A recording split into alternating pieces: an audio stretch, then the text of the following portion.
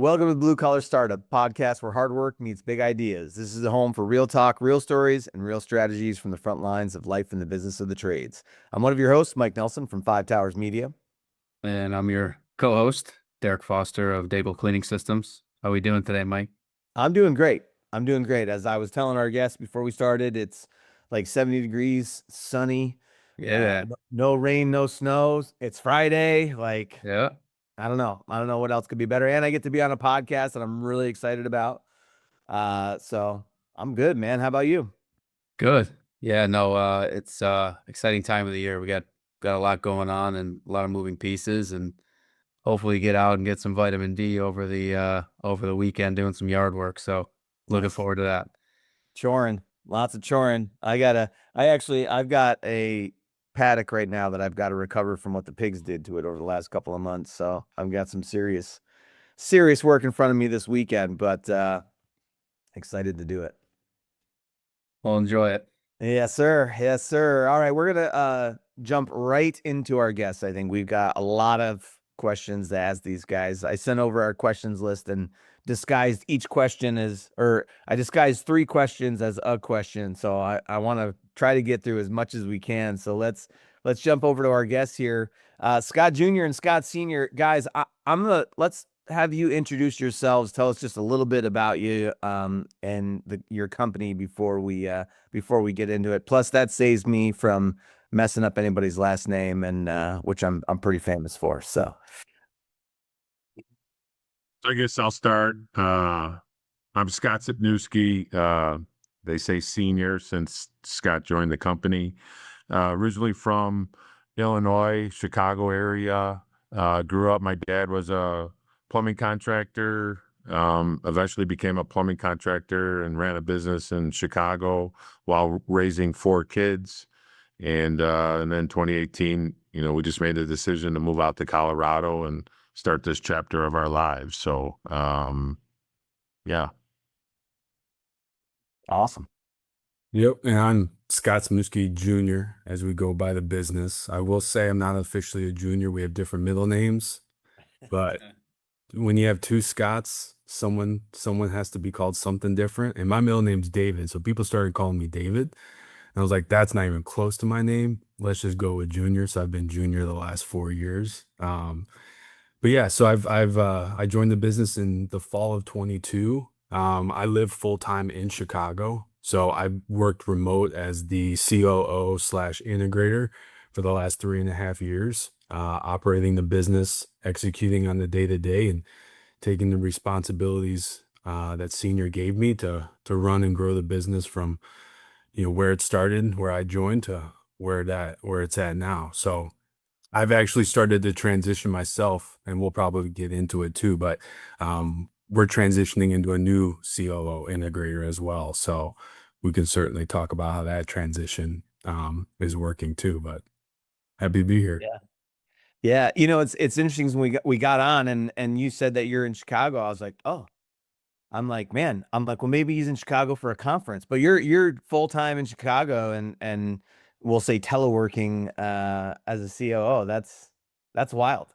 Yeah, it's I was in a sales position before I joined SSLLC. So I was already in Chicago. My wife was already working here. We'd already kind of set up shop, and at that last job it was during COVID. So everything went remote. I worked there remote for 1.5 years. So I figured it out pretty quickly. And so I knew coming into this opportunity, I wasn't going to move out to Colorado because my wife was very fully invested in her job and I was supporting that, and knew how to work remote and knew how to talk and how to communicate because I'm 6,000 miles away from the business. It's up to me to be able to communicate with them if I need to know something and vice versa. So it was certainly trial and error at the beginning, but through being able to create a really solid team, really just made this job easy and fun. And I traveled out to Colorado a week every month. So that was my time,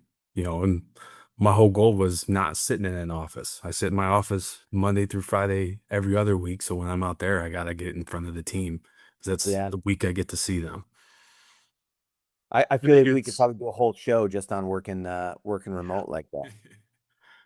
And I think it's important just to understand, before we get started, that we had started this business, but Scott and I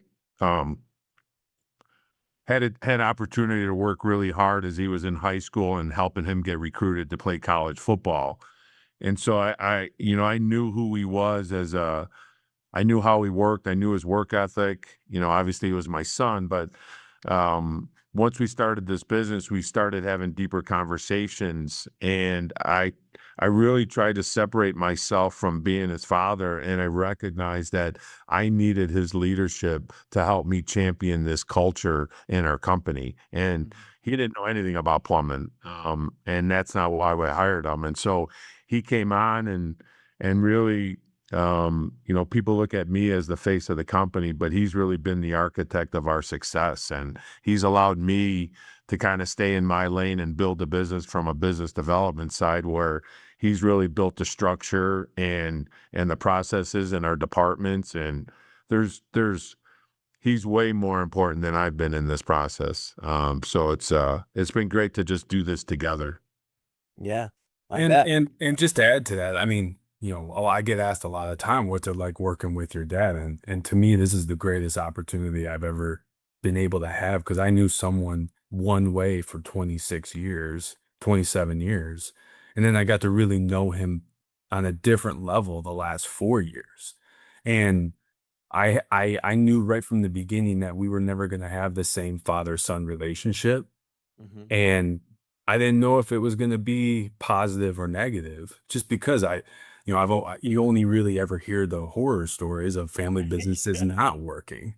Yeah. And we had a meeting, really early in the business. We were talking with a guy that has a large company that acquires a lot of family businesses, and he acquires them because of their dysfunction. He looks at that as the way for him to get in. And we looked at each other after that meeting. We're like, we're going to go prove him wrong. Yeah. We're going to go do this and make this so far away from dysfunction that people will laugh at us. And I think that's what we've done. My mom's in the business, my sister's in the business. This is truly a family business, and it even expands beyond that. We have husband and wife, we have brothers, we have cousins, nephews. I mean, it's just, we've created an environment, and I think it's because of how we've grown this business as a family. I mean, he's not dad, he's senior, because that's another thing. Like, I'm not sitting in a meeting saying, hey dad, hey mom. Like, no, I'm calling Kathleen and I'm calling Scott, because it's you're running the business. You don't want the rest of the team to feel awkward. So it's been an awesome experience being able to learn. Like you said, I came into this with absolutely nothing to do with plumbing. I always told myself I never wanted to be in plumbing, but what we do is so much bigger than plumbing. That's why I was attracted to it. I love it. It's funny that you say that about the name thing too, because I've had the experience of being around both of family-owned businesses, and ones where they still call each other mom, dad, that kind of stuff, and others where they use their names, and it would always throw me off when they were using their names. But now that you're saying it, and as I think about it, I I don't know if it's a thing, but the ones where they were using their names and not saying mom or dad or those things were actually the better run companies, where they were kind of, and I assume, and maybe you can verify this, but because you're kind of putting that family label on the side for a little bit, because you have a job to do, right? And you got to focus on the job, and you've got to be that work person, not the son, not the brother, not the dad. Yeah, that's interesting. Yeah, 100%. I mean, it took a long time. I mean, there were team members that we had that was like, wow, you're calling your dad by his first name, you're calling your mom Yeah. by her first name. Like, that's weird. But I knew it's enough to have the same name as him coming into the business. I know whatever happens, people are going to look at it differently because I got the same name. It's SSLLC. It's Scott Sypniewski LLC. That is my name. Mhm. So from the very beginning, I was very intentional that this is work. This is not sitting around the dinner table. There's time for that. But Yep. we have to do a job and run this as professional as we can, because, I wanted to I wanted to earn the respect of everyone and not just think it was just given out because I was the son of the owner.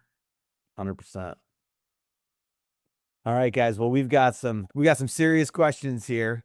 Let's get into them. Let's see. We've got first one, obviously is primarily for senior, but of course, junior, jump in anywhere you want to.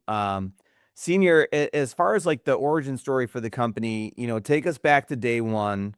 What did you see? This was something I was thinking about, like specifically multifamily plumbing, like that was the market, and say that there's a better way to do this. I'm just curious, like number one, like how you decided on that, and then also what the vision you were building towards were when you put the first truck out on the road.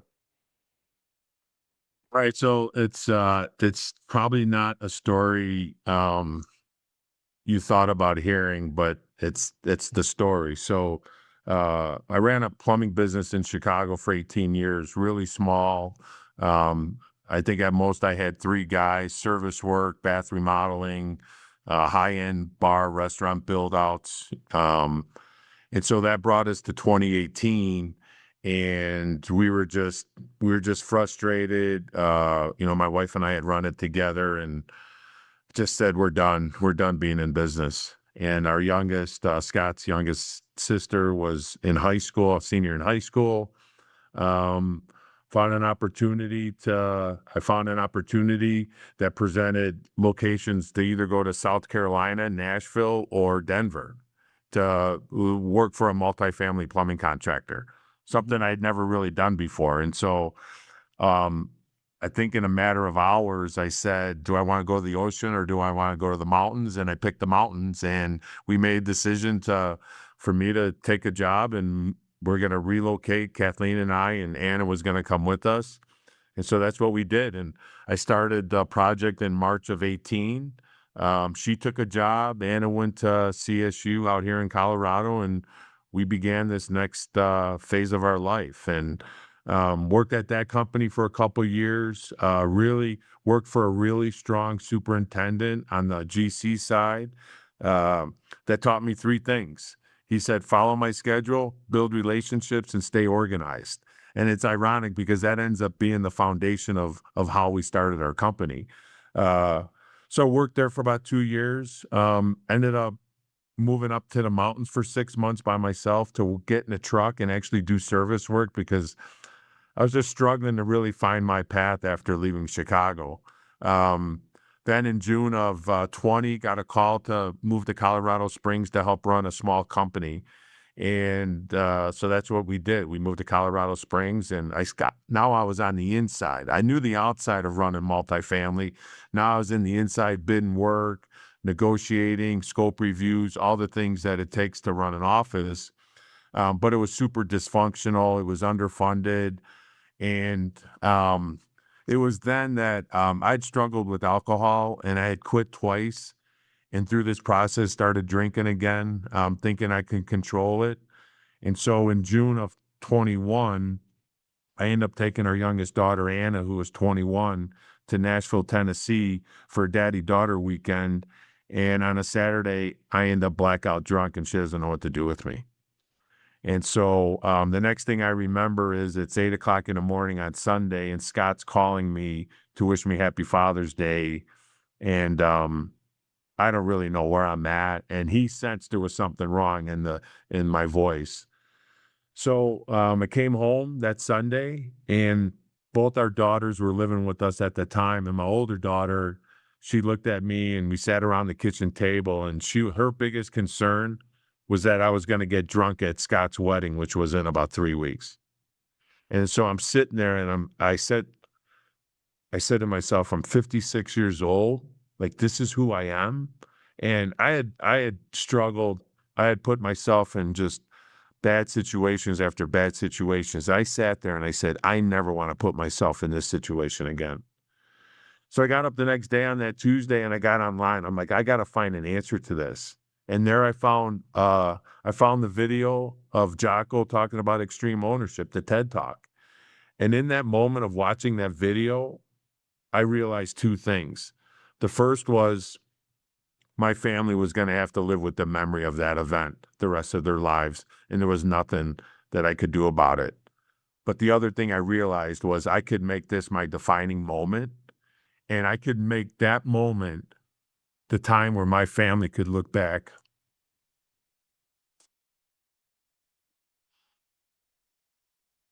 and say, that's when my dad changed his life.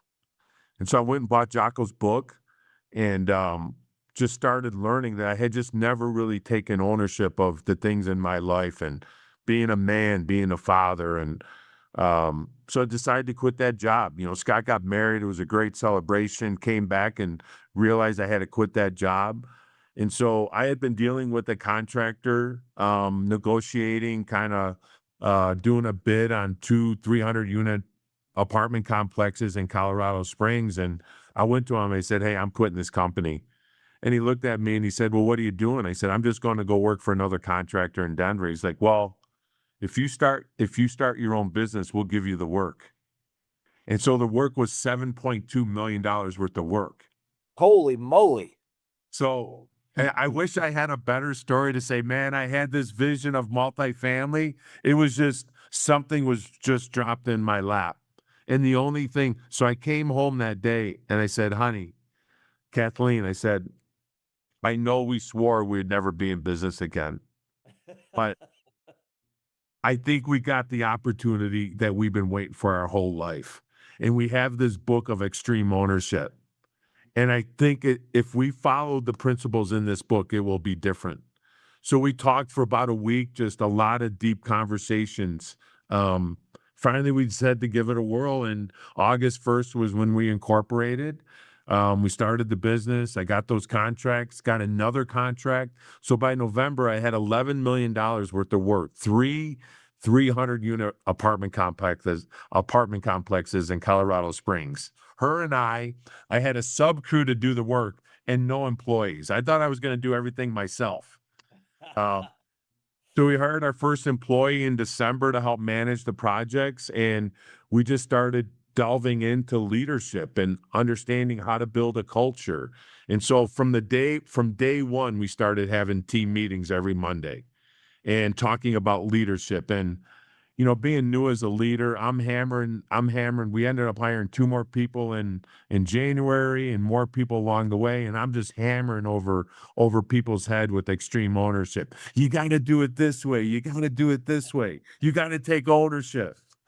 And I could remember, you know, it was about that time in January, I had visited Scott back in Chicago, and he's like, Dad, I get it, man. I get extreme ownership. I get Jocko, but everything doesn't have to be about Jocko. You got to like stop.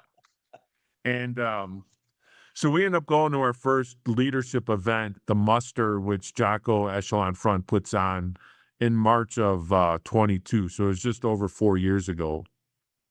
And JP Dinnell, which is, actually Cody's boss, he got up there and was talking about doing brutal self-assessments as to become a better leader. And so my issues have been, I love creating chaos. And a lot of times it's negative and just the pot stir and just bringing negative emotion to a lot of different situations. And regardless of the relationship. And so I'm sitting there listening to JP, and I'm just like, my whole life is unraveling in my head about just the chaos that I brought.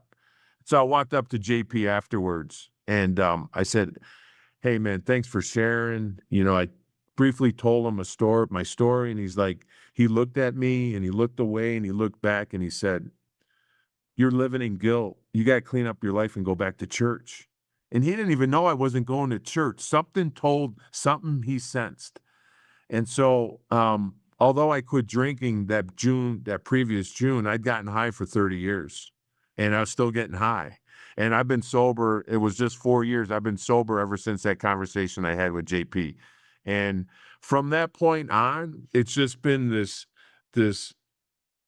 reflection, just how can I continue just to be a better leader, to be more of an impact? And what I learned is with extreme ownership, there's 4 stages everybody goes through when they read that book. The first one is Man, why didn't I read this book sooner? Then the second stage is, man, I know a lot of people that can use this book. And then the third stage is, which is the longest stage, is finally realizing that that book is only about you leading yourself. And then after, once you know that and that becomes part of who you are, then it becomes this lifelong commitment to the impact that you can have others by leading yourself. And so as we've learned to run a company and develop a culture, it's really just comes down to us being the example for ourselves. And so I make two promises to everybody that joins our company. And the first promise is that I will work every day to be a better leader.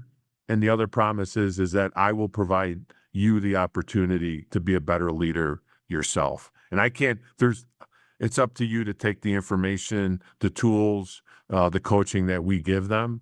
And so we've invested over $1.2 million in leadership training and events and coaching in just under 5 years.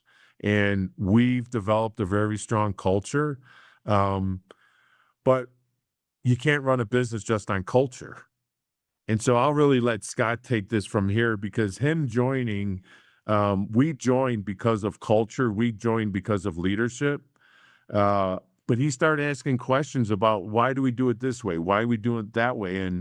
And I didn't really have a lot of good answers for that.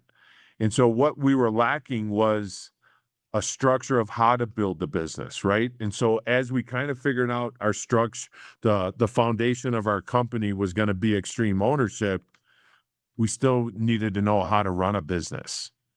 And so I'll let Scott take that from there. But just to finish, it's just my life, my wife's life. I'll be married 34 years in August. It is unimaginable where we're at today. And it has nothing to do about the success of SSLLC. It has to do about my wife knowing she's a priority, my children knowing that they're a priority, Scott's daughter, right? It's my priorities are in line with where we're going as individuals, where God wants me to go. And it's just been a great, as Scott said, a great experience to experience with the closest people in your life, to see the impact that it's had on Scott and being a better husband, a better father. And we have countless stories of people just becoming better human beings. And that's really what the opportunity we offer, young people in the trades is it's not only about trades, it's about a lifestyle, right? It's about taking care of other people in what we do. So I'll turn this over to Scott from here. I think that kind of leads into your next question, even for me, Michael. Well, yeah, I was to say, your dad, or I won't call him your dad because we're on the work mode, but Scott Sr., he took us through the first couple of questions. I didn't have to say anything. That's amazing. So we're kind of the handoff, right? Like where you're taking the baton from your dad now. And first of all, before we get into that, I just have to say how astounding and amazing that story is. First of all, I gotta acknowledge that. And Senior, thank you for sharing everything you just shared with us and our audience. I think that's very powerful stuff. And this is the also, best thing I just yeah. wanted to add, that you talked about vision. And so although I got sober not believing in God, I know God told me the mission and the vision of our company. And from the very beginning, it was to build a company based on the success of others.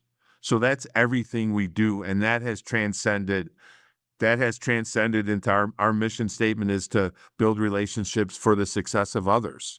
And what does success mean? It's helping people get what they want.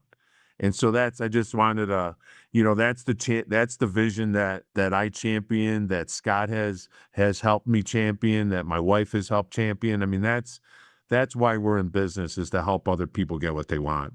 And we do it as plumbers, as owning a plumbing business. Well, and the one thing I got to ask is, so you based on everything you said, right? Like you use those relationships that you had built, right? And using those 3 things that the guy told you to position yourself into where you're being awarded a $7+ million contract. Like, did you lay an egg when he said that? Because I felt like if I was going to start a business and all of a sudden I've got $7 million in contracts, I'd be like, oh, okay, all right. Like, I don't even know how I would respond to that. I'll answer that. I'll answer that. You'll answer that? Because knowing him, he's crazy enough where that probably wasn't even a surprise. He was just like, yeah, we'll do it. I'll figure it out. Because he was trying to figure out how he was going to drive to 3 different sites in one day and manage and run the entire job. So Yeah. there is no, well, maybe. It was just, yes, we'll figure it out.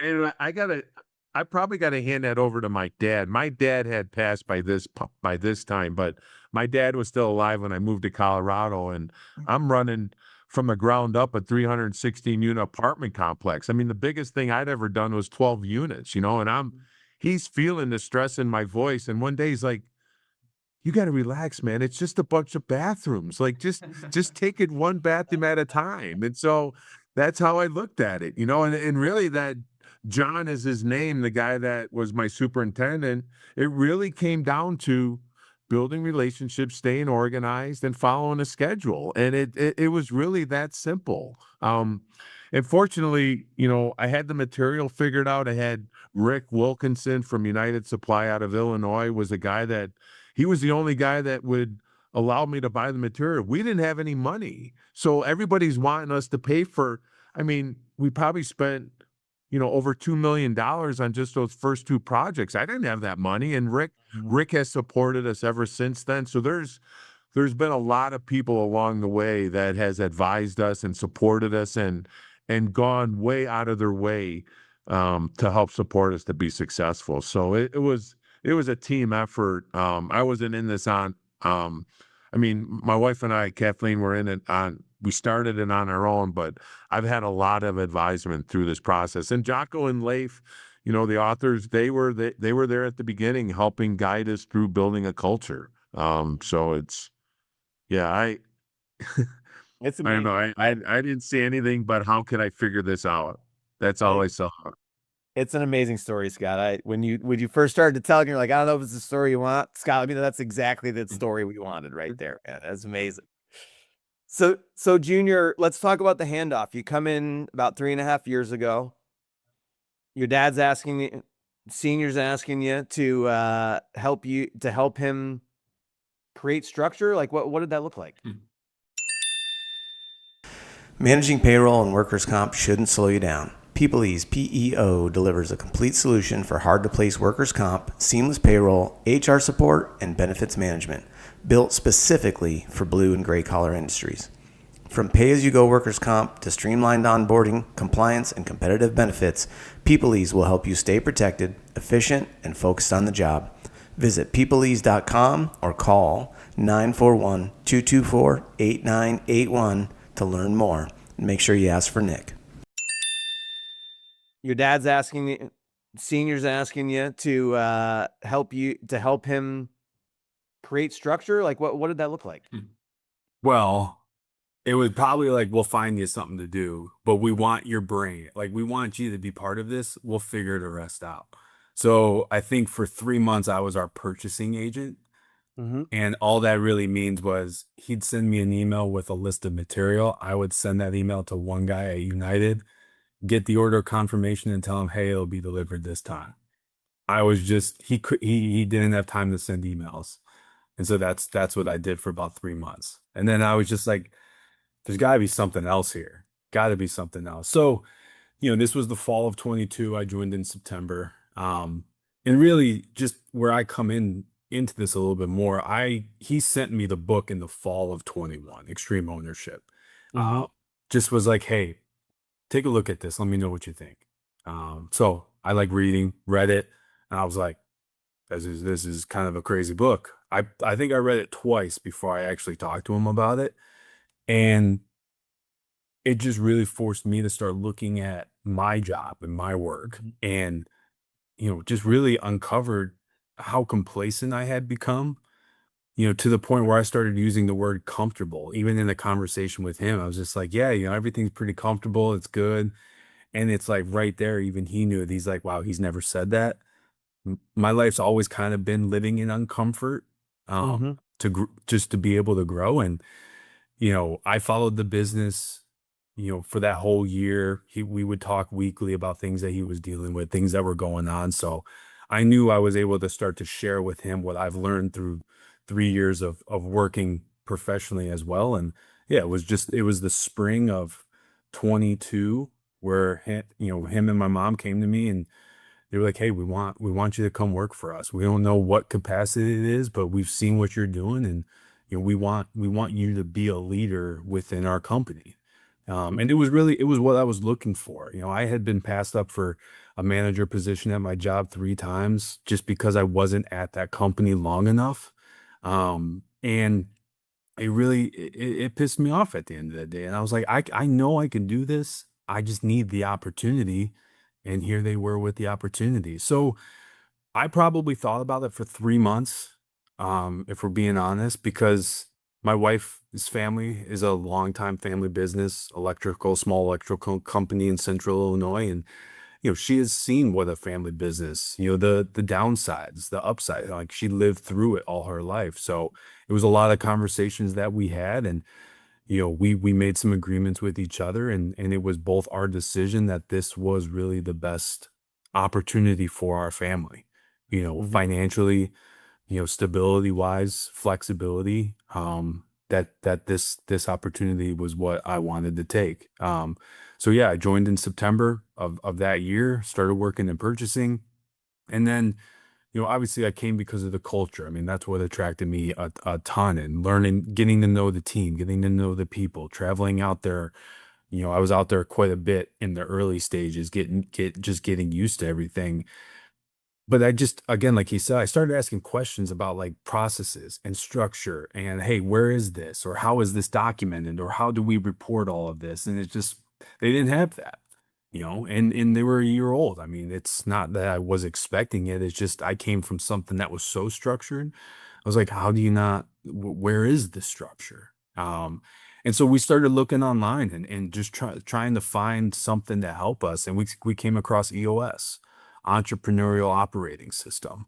And it's I'm gonna say, because I've been the integrator, I've ran EOS, it's the thing that's changed our business to get us to where we're at today. Because we had such a strong foundation around culture and attracting the right people. I mean, you heard his story, and that's the same passion he has talking to someone who's a new hire, talking to someone that's a client. Like, you can't not want to be like, how can I work for that person? How can that person help me on my project? So we were attracting a lot of very talented people.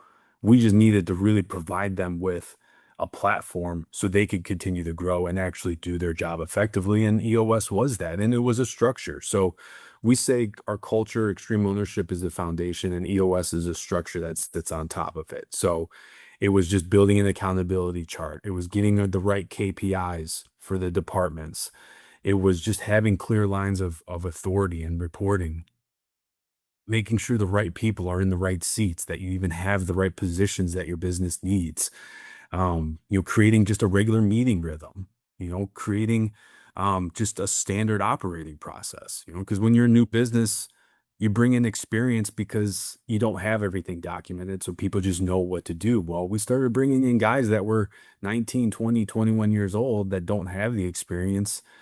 You're going to need to be able to provide them an SOP on how they need to be able to do their job, clear roles and responsibilities. So everything that a business runs on normally, EOS was able to kind of guide us through that. And, I raised my hand to basically be the integrator, which in regular business, it's the COO of a company is the integrator. So he's the visionary.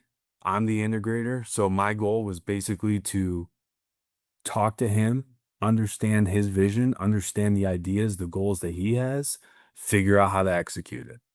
Figure out, hey, we can do this right now. This has to wait. We can do this. This has to wait. So, that's what's really helped us grow this is when you get into this EOS structure and the kind of the world of EOS, a relationship of a father and son being visionary integrator is very rare. A lot of times it's you have a visionary that's older that maybe spends most of the time, on the beach. They're removed from the business. You got an integrator that's really just the face of the company running everything. And then they meet once a month to discuss what's going on.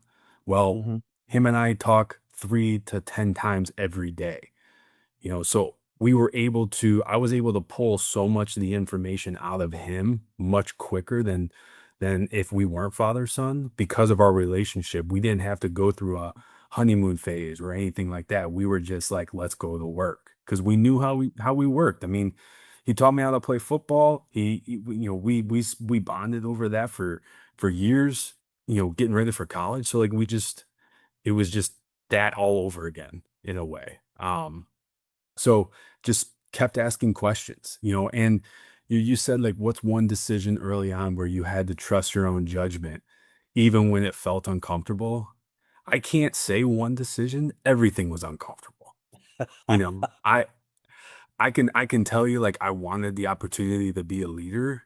I probably wasn't ready for the opportunity, but he saw it in me. I had to believe that.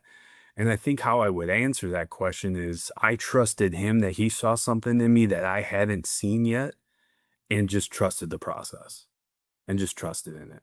Like I wasn't a great football player. He saw something in me. I trusted that. I was able to play at Michigan. So he was able to put people around me to help support me and advise me that saw something probably more than I saw in myself that really elevated my ability to lead and take chances and take risks. Because at the end of the day, for me, being in this position, I've always kind of looked at it as a leadership playground. There's a lot of things we've tried that's failed. There's a lot of things we've tried that's worked. But because of how he's built that company, and yes, the flexibility of being in the family business has allowed me to do this, I've been able to really figure out who I am, what I do well, and how I can best lead a team of individuals. Because he's always going to give the opportunity rather than take it. So the whole goal with EOS was to develop a leadership team. And I'm responsible for really managing and overseeing that leadership team. And we started out with 8 people, and then it maybe 6 months later it was 6, and then for about a year and a half there was only 4 of us. And it was just really finding the right people to want to take responsibility away from someone. And that's a very hard concept, I think, for a lot of people to grasp, because when you're a leader, when you're at the head of the company, if you just look at an organizational chart, you have all the responsibility. Everyone's going to look to you to make every decision. I could probably say in the last 2.5 years, there hasn't been a decision Senior has made by himself. And that's because we've been able to build a group of 6 people who are continually taking responsibility away from the owners because they don't need to be in the day to day.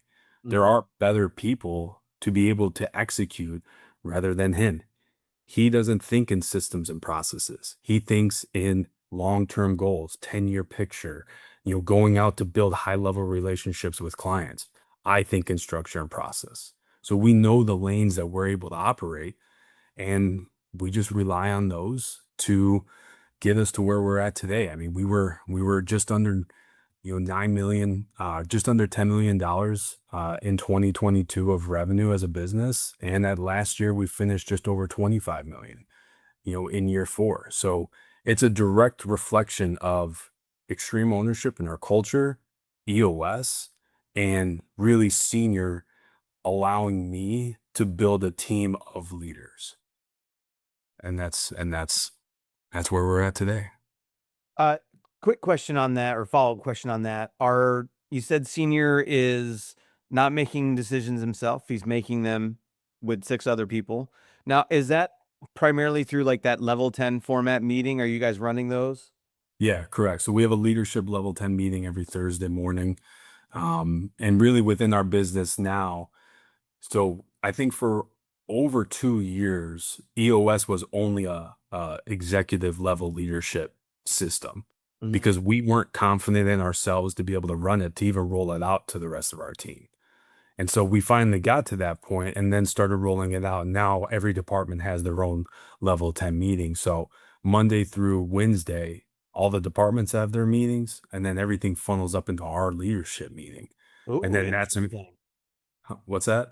That's interesting. That's Yeah. like, yeah, that's like, I gotta ask, because you guys have been working with Echelon Front. Is that like military chain of command funneling up the chain of command? Is that how that came to be, or you guys just made it Not, happen that way? no, it's really just the simplest way, because how it works effectively is we get into our meetings on Thursday morning and there's really nothing for us to talk about, Mm-hmm. because the ownership has been given to each department leader and to each team member solve the issues, to solve the issues. Because when things come to us, we know, okay, this wasn't able to get solved at a superintendent level. It wasn't able to get solved at a PM level. Now it's coming to the leadership team. We need to provide some input to get them on track with a solution. So it's just a way for information to just flow correctly to the people that really need it. So it's what extreme ownership has allowed us to do, is empowering everyone to solve problems, and just run and really run their own business. I mean, we have 28 people on our team. I like to think there's 28 business owners, because everyone's running their own business, and that's their job. That's the project they're on. That's their home life. I mean, everything is their own business, and we're just trying to give everyone the tools to do it a little bit better every day. And is some of that, is that this decentralized command kind of 100%. thought? 100%. Okay. Yeah. 100%. Yeah, 100%. Yeah, I mean, that's, thinking about it now, decentralized command and cover move. I mean, those are the two, mm, biggest things you probably see in our company now. Mm-hmm. You're gonna see people working as a team. You're never gonna see someone really in a silo, because we've just integrated everything just as a team. I mean, there's never really decisions that are being made by one person. There's not we obviously decentralized command is still a skill a lot of people work on, but if you're a leader, you're going to look at your leaders to delegate responsibilities to. We try to make it clear between those thinkers and those doers. Every company is going to have people that, man, I'm gonna put my head down and work, and you need those people. But how can we help them think a little bit more and take a little bit more ownership, and not just do something that they were given to do in a task, but also be like, hey, what more can I do for you? Or, hey, I'm thinking you may need help with this. So it's just thinkers and doers. So Love it. What about, so obviously this question is for both of you guys, but let's get into the 80/80 principle. Maybe you can explain to us what that is, Sure. and then how you guys put that into play. Yeah, I'll start, because it stems from an EOS question, focused around these 6 key components, and one of those being vision. And within the vision component, you have to answer the question of what's your 10-year target. And when we first created our leadership team, we sat down for 2 full day sessions thinking through these questions. And we had a lot of people saying a lot of things. We wanted to plumb in every state. We wanted to, put a toilet in the White House. We wanted to plumb in the moon, whatever it was. Like, a 10-year target is supposed to be something that's so audacious, but it's kind of like your lighthouse, the thing that's like kind of always taking you in the direction you need to go. And what we settled on was we wanted to plumb 100,000 units. So that was, we all decided that day, the 8 of us, I think at the time, like that's something in 10 years, if we could say we plumbed 100,000 units, man, we're doing something. So I don't know how long it was. It may have been like the next 2 months, but you were at an event. It was shortly after that. He was at another muster, and he was talking with Leif Babin, who's co-author of Extreme Ownership. And he was like, yeah, we found EOS, we decided on a 10-year target, and it's to plumb 100,000 units. And I think Leif, he kind of like puts his head down, looks away, and looks at him and goes, "Is that really what you want to be known for?" And then just walked away. Just walked away. And so obviously that's like, here was a group of 8 people that just sat in a room for 8 hours that just came up with this as a 10-year target. And he's so excited to share it. And it's just like, is that really what you want to be known for? So he comes back to us after the event and shares that. And we all really started to think like, it's true. It's like, what's the quality of those units? Where are those units at? Like, is that really what the business we're trying to build wants to be known for? Is just, we're doing all this work. And we all said no. And I think you got to share how 80/80 started, because that's more of your story. Sure. So, I really just started thinking, what kind of company did we want to have, and what did we want that to look like, and what would that guiding light be like to really help us navigate through making decisions. And so, there's always the 80/20 rule, and we have a leadership coach. His name's Marcus Aurelius Anderson, and we were talking, and through a conversation, we determined is, what if it was 80/80, and 80 meaning if we could retain 80% of our clients in 10 years and 80% of our team in 10 years. Wow, that would be a great 10-year goal to look back to say we have 80% of the people that's ever worked there and that we've ever worked for. And so I brought that to the team and I said, hey, what do you guys think about this? And so it became obvious, because of I've always been focused in on business development. Like, hey, I'll champion the 80% of our clients, right? That's what I do anyway. And so then it was like decided that we all were championing the 80% of our team. Like, we all were owning our culture. And so that's kind of how that started. But eventually realizing, as they say, if everybody's in charge of it, nobody's in charge of it. And so it really started to, like, who was really championing our culture. And I think it was also about that time that we were so focused in developing and starting an EOS that I started to feel like we were losing our culture, right? And what I realized in that moment, and actually got some pushback from our implementer a little bit, but that we were so strong culturally that we had to focus in on both of those things at the same time.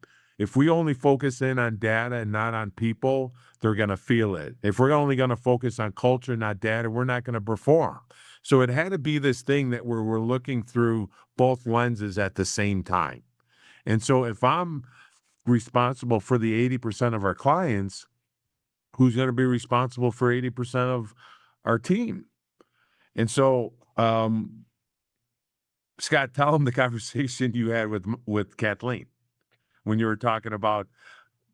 So my mom calls me and I'm like, man, for someone to do this, they'd have to be like here from day one.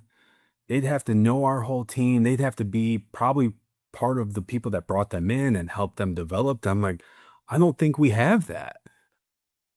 And here I was talking to the one person that is, and that was my mom, definitely.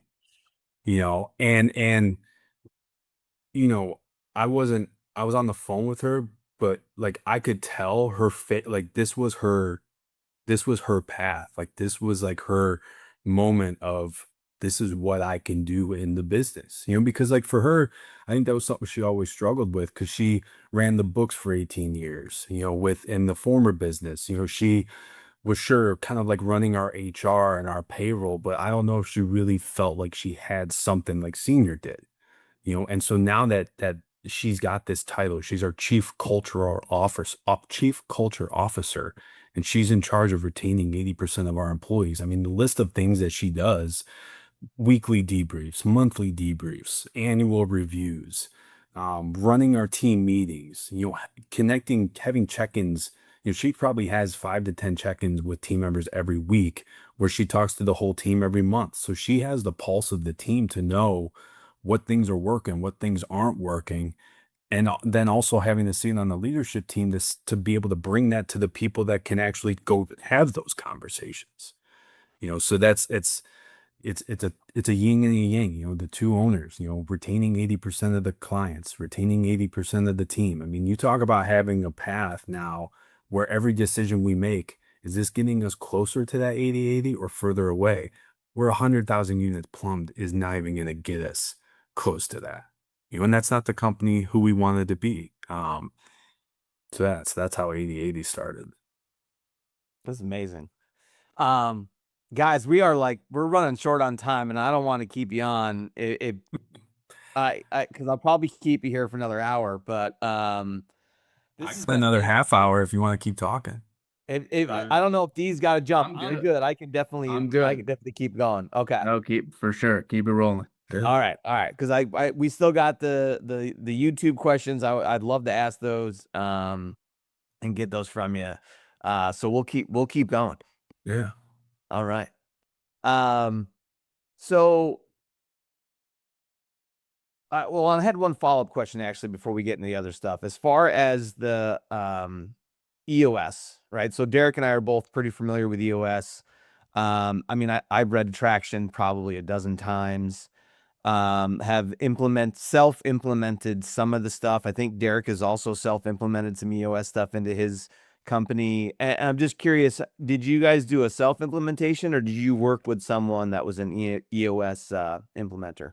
Yep, we worked with an implementer. So we got very lucky that the first 90-minute call we had with EOS to introduce what it was and how it could set up was actually with our now implementer. Came into our office, presented to us very, very same values, faith-based, had read Extreme Ownership, understood our culture, and for him, he saw this as an opportunity for himself too. And I think I can say that, him and I being close, that we've been able to both influence each other because we don't do things by the book of EOS, but I think Extreme Ownership has started to also influence how he's being an implementer with others too. And he's been that guiding light for us that I've been able to work with very closely. And through this whole process of working with him, like I kind of mentioned at the beginning of the call, like we hired a new COO in a little over 2 months ago now. And I officially started my own business as a consultant the beginning of March because of what I've been able to learn with SSLLC and work with Ryan, our implementer. It's given me the confidence that, hey, I know there's business owners out there that are struggling with the day-to-day and being involved in the execution and not being able to really pursue their goals and set up their legacy to grow their business because they're just trying to put out fires. And what I'm trying to do is work with those owners to remove that, to develop leadership teams, to bring people in to take those responsibilities so they can get out of the business and not be sucked into the day-to-day. So I'll say confidently that Ryan's one of the main reasons I felt confident enough to break away, hire someone that is much, much better than me at being an integrator or really being a COO and integrator. And I can take this opportunity and start something for myself.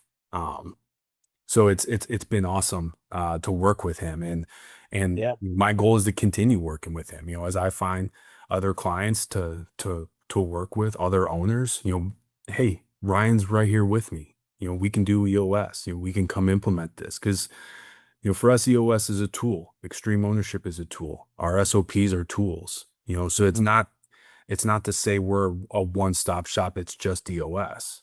There's a lot that goes into making SSLLC.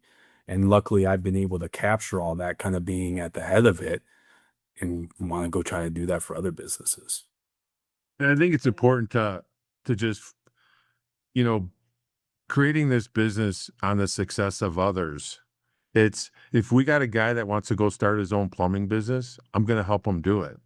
And it's just been a great opportunity to live out this mission with my son, to tell the company that, I mean, it was really, I mean, it was really emotional when like we all realized like end of February was his last day working for us. But it's like he found his passion, and man, I just wanted to support him in that. And now he advises us back with his knowledge of EOS, but it's just we're living out this mission with the closest people to us. Like if you're anybody, including my son, and you want to leave and go do your own thing, I'm going to support you in that. I'm going to help you build that. So it's been great to see the passion he's created in what he wants to do, and the work he's doing with his first client. So it's been great.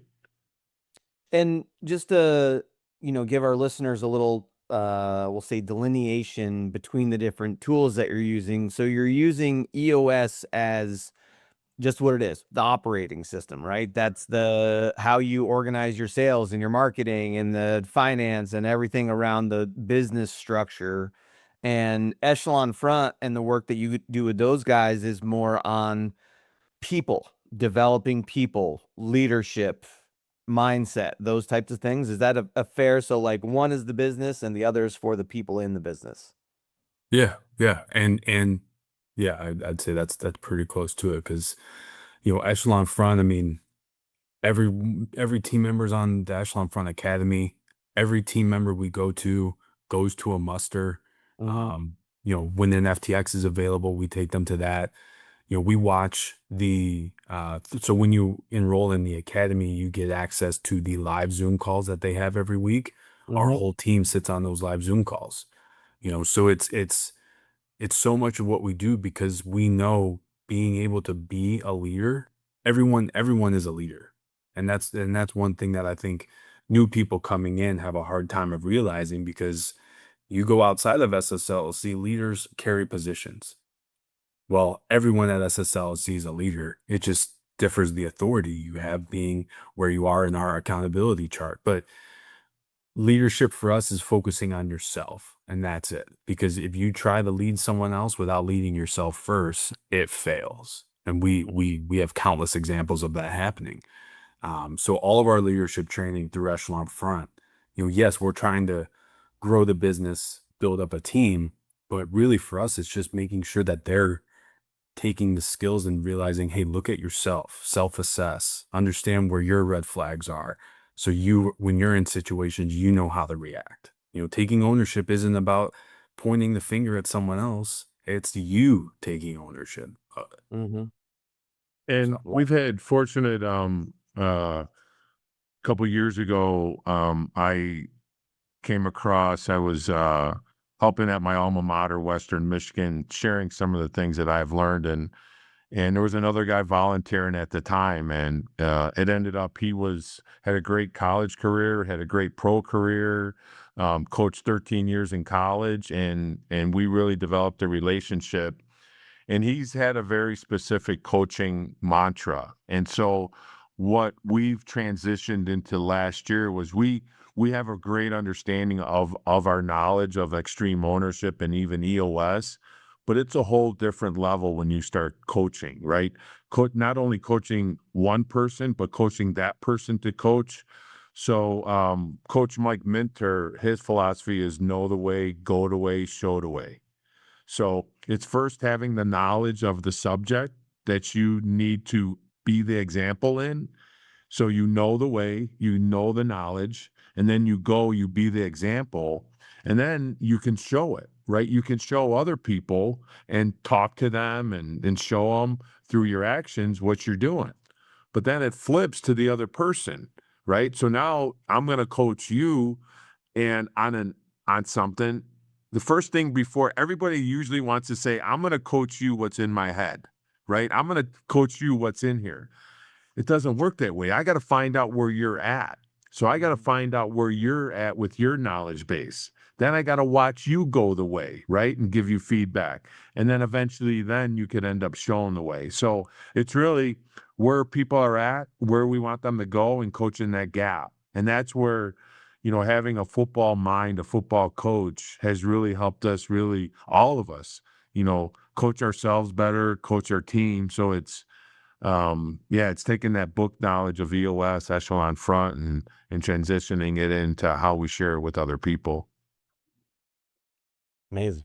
So when you guys are looking to bring new people into your organization, I would imagine with the growth that you've experienced, you've expanded the team quite significantly. What are some of those criteria that you look for, whether they're younger folks or people looking to who are getting into the trades or people who are looking for a new career path? What are some of those key characteristics that you look for?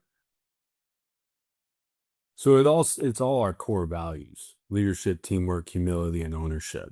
And we have a two-part interview that happened in the same interview. And so Kathleen, my mom, being the chief culture officer, and typically the supervisor or the department leader are both going to sit in the same interview and talk to one person. And 50% of that interview, and really the start of the interview, is all culture questions.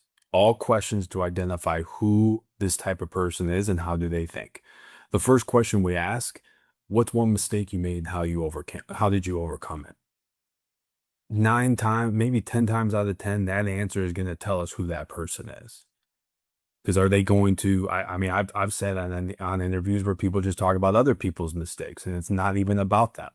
And I've heard great answers where someone really takes ownership, and they don't even know what taking ownership means. But we know those words, and a lot of times, like our core values, the 4 laws of combat, it's not rocket science. It's not like these crazy things Jocko and Leif created.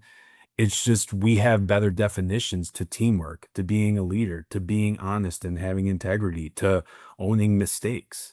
And so when we're in interviews and we're asking these questions culturally to understand a person and they start using these words, we know this is going to be a fit because they're going to start now tying them into how SSLC operates and not even know that they have a lot of this in them already. But we typically know if someone's a good fit with us within, I'd like to say 10, 15 minutes of an interview before we even get to the technical side.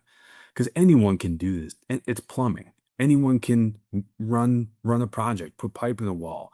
But being a leader means managing people, and that is something that you can't overlook because it can go completely sideways for you.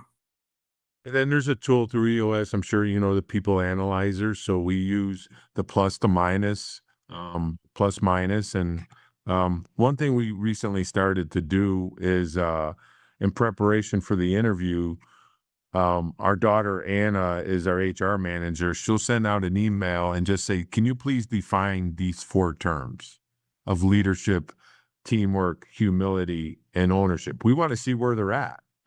And because our definitions are different than probably a lot of others. And so for leadership, for SSLLC, that means own your own growth. For teamwork, it means show up for the team and put others before yourself. Humility for us means ask questions, listen, and learn. And then finally, ownership is, take ownership of everything in your life and bring solutions, not excuses. And so it's just right from the very beginning, where are they at? And we get great answers to those questions, but they're generally a little bit different. So right off the bat, we're coaching that gap. Hey, man, that's a great answer. But for us, leadership is owning your own growth. It starts with us first. So, I used to laugh. There's 15 people that are no longer with our company, and there's one person who hired all of them, and it's me. And it's because I hired out of emotion. This is what I thought. And so those core values, those questions, it really does take the subjectiveness out of it and create an objective way to look at the data, right? And try and weed through those emotions that we all feel. Man, this guy's going to do great. Well, and we, like I said, like there's the 4 stages of extreme ownership. When you have a strong culture, there's 3 types of people you end up getting. The first group are the ones that don't agree with your culture and quit. We just had a guy quit after 22 days because he couldn't handle our culture. Then there's another group that hide from our culture and eventually get weeded out and fired. And then finally, it's the third group, which 28 people are where we're at now, is they believe in our culture, they embrace it, and they become valuable to themselves, their families, and their company. And so it works. You know, I mean, there's a great line that Jamie Cochran, the COO of Echelon Front, she says, if extreme ownership isn't working, you're doing it wrong. And it's really the truth. But it's all a process. I mean, to your question, Derek, like 15 people were hired by Senior, and those 15 people aren't there because it was one person doing all of it. So me with the process side and thinking in systems and SOPs, it's like, okay, well, this isn't a process. So let's have interview 1, 2 people, interview 2. If it's a superintendent, get them out on the job site, have them walk with another superintendent, have them walk with one of our labor leads. So now instead of one person just in 2 interviews, you got almost 5 or 6 different perspectives that now you can have on one person. And then the last thing, if they make it to the 3rd round, they're talking with our leadership coach, Marcus, who has a pulse on our team, knows our core values, knows how we operate, and he's able to give an unbiased opinion on a 30-minute phone call. So we went from one person hiring everyone to now there's 6 to 7 people going through an interview. But here's one more step is that person that is being hired, the department leader, has to come into a level 10 meeting on a Thursday and present that candidate to the leadership team on who they are, why they're being hired, and how can they benefit SSLC. And then that's just the final check and balance to say, are there any questions we didn't ask? What should we be prepared for? Because you're never going to have a person come in that's 100%. You have nothing you need to worry about. Everyone's going to come in with something. So what's the trade-off you're willing to make? Who's willing to invest into coaching to help them get to where they need to be here? Hey, they're strong there. We don't have to worry about it. So before someone starts, there's a 90-day plan that's already outlaid, already written out to be able to help that person get to where we really need them to be. Guys, we're gonna jump over to the YouTube segment, or I should say the YouTube exclusive segment, which for our listeners means if you're watching or listening to this on YouTube, you don't need to do anything, just keep watching. If you're on Spotify or on Apple, you got to jump on over to YouTube to hear the next part of the show. What we've done has been amazing so far, guys. So I'm really excited about these next 3 questions that we're gonna ask you. So the first question we'll say is for Junior, but obviously, of course, Senior, if you want to jump in, jump in. Talking about the quote unquote unsexy systems, right? A business, the real playbook. What does Monday morning look like at your business? Like, how do you run the 3-week look ahead? What's actually in the project manual? What's an operational habit that you'd tell every trade business owner listening to implement this Monday? Yeah. Okay. So Mondays for us, I mean, it's probably one of the busier days for the entire team. Obviously coming out of a weekend, but for Senior and I, that's our same page meeting Monday morning, just to get on the same page for that week. Jeremy, who our new hire COO, has been involved in that too. But really Monday's our meeting day for the most part. We'll have the Echelon Front live Zoom call Mondays. We'll have our hour-long team meeting on Mondays. So everything really revolves around that. So it's how much of your Monday can you get done up until noon Mountain Time? And then the afternoon, what do you need to finish to get the next day ready? So Mondays are a little chaotic for some. We've been doing this a long time now where everyone's been able to find their rhythm and be able to be fully participating in those 2 meetings. So that's been good. But for us, the 3-week look ahead, I mean, it's the biggest tool we have for the guys in the field, from internally for us and then for our customers and our clients on the site as well. So I'll talk first with us, because one of the biggest things for us in plumbing is being able to plan a job correctly. Because where we lose money is when things aren't planned. You got to run on a will call. You got to go to Home Depot. Those are the things that end up eating away at the budget pretty quickly. So when a guy is able to successfully fill out a 3-week look ahead, we're able to procure the materials correctly to save money, to save time, to have things when they need it, instead of having to have those last minute orders. So that's huge, to make sure we're aligned on the work that's being needed. But what we do with the the 3-week look ahead is it's a conversation with our subs, because for SSLC, so we have a superintendent on every job site that is an SSLC employee, and then all of our work is subbed out.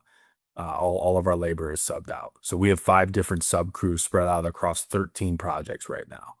And so those 3-week look aheads for a guy on the field, the superintendent running that, he's talking with the lead of the sub crew, the one doing the work, to make sure, hey, this is what I'm tracking this week, next week, the week after. Is that aligned with what you have going on? And you're going to get a thumbs up.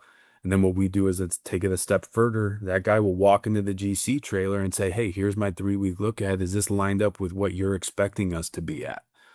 And so now you got a 3-week look ahead that's been looked at by our purchasing on the material side, our field operations to make sure the resources and the manpower are properly managed, the sub to confirm the work they're actually doing is what's being highlighted, and then the GC to oversee it all and understand if it's playing into his master schedule.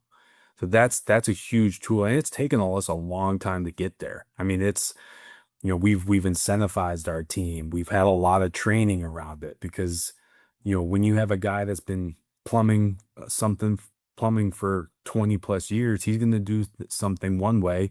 He may never fill out a 3-week look ahead. So it may take him a little bit more time to get used to spending an hour or two on a Tuesday morning to highlight this, where you got a new guy that's like itching for something like this. Cause now for him, that's a guide for his next 3 weeks. So it's been really cool to see the dynamic of the younger guys and the older guys being able to do something to make the project successful.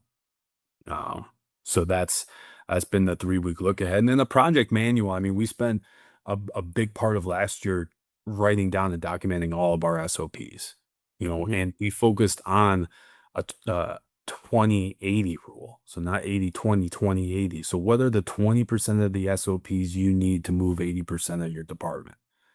And so we got the core processes documented, and thinking more operationally for us, that's a playbook.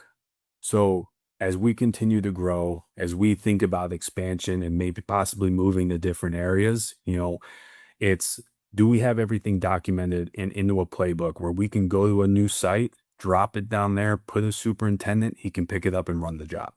And that's what our playbook is. So we've gone through revisions. I mean, we're probably on the 4th iteration of what that playbook is, because hey, you bring someone else in new, they share an idea, SOP's got to get updated, and then distributed. So we're really close to having all of that in a binder where we can go do that. And then one operational habit I'd tell every trade business owner to start implementing on Monday. I'm glad you sent this out, because I was reading it last night trying to think. And the biggest thing that came to my head was documenting communication. And I think for us, that's been something that has hurt us and something that has helped us tremendously is, in the world of construction, so many conversations happen in passing. They happen standing in a unit, looking up at what was just plumbed, standing at a tub. And then 2 days later, it's like, hey, how come you're not doing this? We talked about it here. Well, that guy didn't remember. And so one emphasis we've made probably the last 6 months is our team documents every conversation that's had that's not through email. You have a phone call with a GC, that superintendent's following up with an email to the GC, giving him a readback. You guys knowing Echelon front, readback is a huge term that they use. And a readback isn't to make sure that person understands what I'm saying. It's to make sure I'm clear in how I'm communicating. So superintendent has a conversation with a GC. That superintendent hangs up, pulls out his phone, sends, hey, GC, per our conversation, here's the plan. And then now that's sent. Project manager, the field operations manager is attached to it. So now everyone's aligned on what's been communicated, and we've gotten a lot of great feedback from the GCs on that, and just saying like, hey, that's keeping us organized. Now we have something to go off of, but it's also accountability for us too. I mean, how many times do you make plans with someone and then something falls through and nothing's communicated, and then people are wondering what happened? So, being able to document all those conversations, has really helped us create better alignment with the people we work with. It's you're talking about that, the read back, and it's interesting because we've moved basically every single meeting we have now to Zoom so that I can record it. So I can use that AI summary so that I can like, hey, here's the summary, here's the transcript. You got any questions about anything that was said, you can consult exactly what it was. And it's been a huge value to us. I know the next question was about developing the next leader for senior, but I think we covered that really well during the main episode. So if it's all right, we'll skip to the next one because I want to make sure that we got to this because I'm really interested in the work that you guys have been doing with Echelon Front, the musters, FTX, councils. You're all in. You've been doing a lot of it for years with these guys. What's one specific lesson from an Echelon Front event that you gave us one, but that that really changed how you ran the business the next Monday morning type deal, all right? Or for anyone who's listening or curious, hasn't pulled the trigger on working with those guys, like where should they actually start? So, I when I went to that first event, I realized that I had started a business, a pretty complicated business, right? And that I really wanted to build this to give it away and that protect Kathleen if something happened to me. How is she going to run this business? And so I started thinking, who could I surround myself with? So I go to this first muster, and Jamie Cochran, the COO, she has stories of impact. And there's always a story of a guy that had just gone to an FTX and the next week had collapsed and died of a heart attack. And he had been a customer of Echelon Front, and they talked about the legacy of leadership and then how Echelon Front actually stepped in to make sure that this company was all right. And I'm like, this is the answer. I got to build relationships with these guys because if something happens to me, who's going to better look after Kathleen than Jocko and Leif and these guys? And so, that's really where the power of relationships came, is like I needed to build relationships. And then I realized that how do I build relationships with Jocko and Leif is I got to do the work. I got to prove to them like who I am as a leader by my example and really earn that relationship with them. And so, we're going to Nashville next week with some of our team. It'll be my 30th event in 4 years. So it'll go to show you how much work I needed to do on myself. But we all do, man. We all do. So it's really how relationships are the most important thing. And I've probably asked Jocko more questions, and 99% of the time he looks at me and he says, how's your relationship with that person? And it's really, that's the biggest thing that we've all gotten from this is what does relationships mean? It's not just the casual, hey, how you doing? Like, how do you build a relationship with somebody, right? I mean, they use 5 terms: listen, respect, care, influence, and respect, right? It's and you got to give all those things. Trust. And you got to give all those things before you receive them. And so we're very intentional about building relationships. And yeah, I would say that. And the other one is it's all about you. It's all about you leading yourself. Scott, what do you have from your experience? Simple. No problem is unique. I think everyone that goes to that muster probably goes into there thinking, man, I have probably something that no one else is dealing with right now. Then you get in a room of 500 people and everyone is dealing with the same exact problem.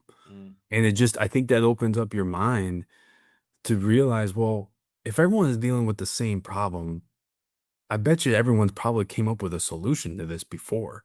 So then you're like, okay, we can solve this. So it just gives you the confidence being in a group of people, being around a group of people that in the most difficult moments of their entire life or death, they were able to come up with a solution, and they're just teaching us that solution.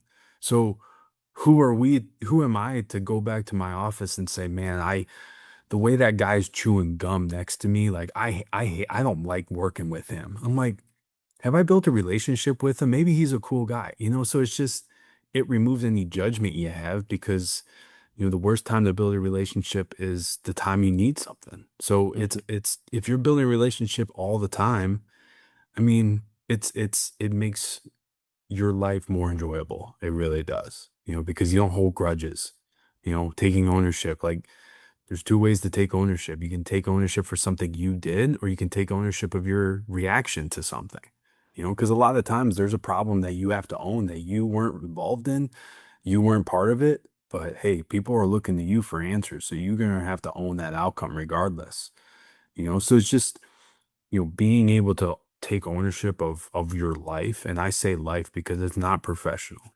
You know, Echelon Front has probably taught me more about how I live my life personally than it has professionally. And then we know in business, you don't turn it off. You know, you don't work for 8 hours, turn it off and go home, you know, especially at the level we're at being business owners, it's 24/7, you know? So if you think you're doing something at home and you can hide it at work, there's people around you that are seeing right through that. And so this really is just something you have to constantly work at because that one time you're like, I'm good.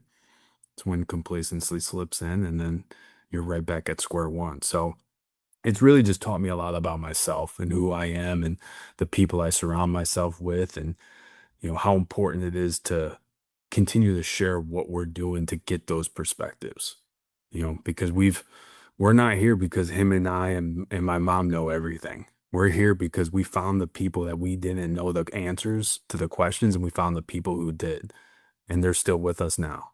So, And you have you know, how would somebody get started, pull the trigger? We had the, just an unbelievable opportunity to have the work. And so we were able to take the profits from the very beginning and invest in this culture. And a lot of people don't have the funds, and so you just got to do something. You could go buy the book of extreme ownership and the workbook, and you could read the book once a month in your team, right? And you could go through the questions and just start learning some portion of leadership. And it doesn't have to be extreme ownership. That's what we found. There's a lot of great concepts up there, but just find something to learn how you can be better, and then just have those discussions with your team. Get them to find out what their challenges are. It's really becomes a very simple thing to do, and it just do something on a weekly basis. Even if it's, yeah, I mean, just whatever that is, just do something to give a different perspective on how you can be a better leader.